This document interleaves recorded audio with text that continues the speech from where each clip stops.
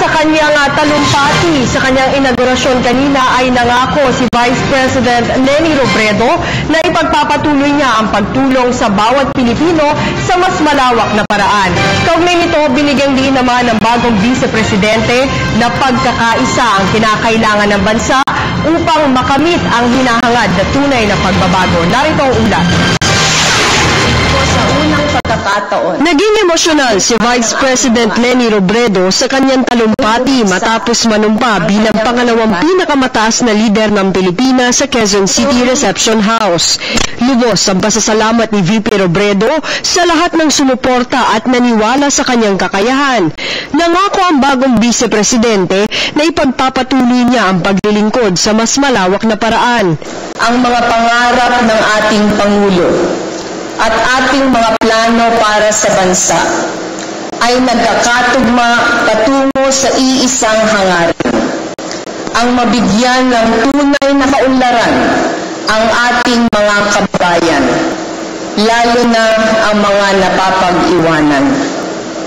Marami ang naumpisahan, pero marami pa din na kailangang punan.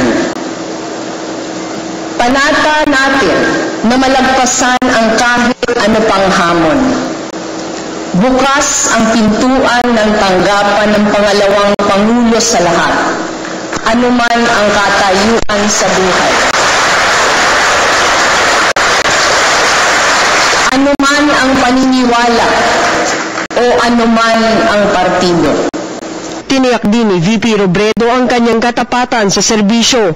Kailangan nating gawin ang tama para sa karamihan at hindi lang sa ilan. Ang katapatan ay dapat ibigay sa ating pinangakuang pagsisilbihan, kahit labag pa ito sa ating pansariling interes. Namulat tayo sa ganitong uri ng pagsisilbi at itutuloy natin habang tayo ay nabubuhay. Pero iginit nito na ang pagkakaisa nating lahat ang natatanging susi para maabot natin ang inaasam na pagbabago. Ang mga pagbabago sa ating bayan ay nagsisimula sa pagpupursige ng bawat Pilipino. At kapag nagkaisa tayo, walang imposible.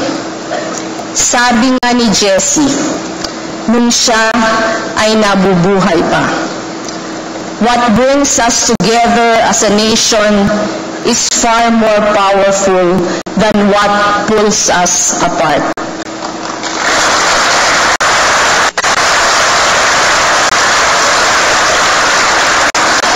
Sa panahon ng matinding hidwaan, ang pagkakaisa ng ating bansa ang tanging pag-asa.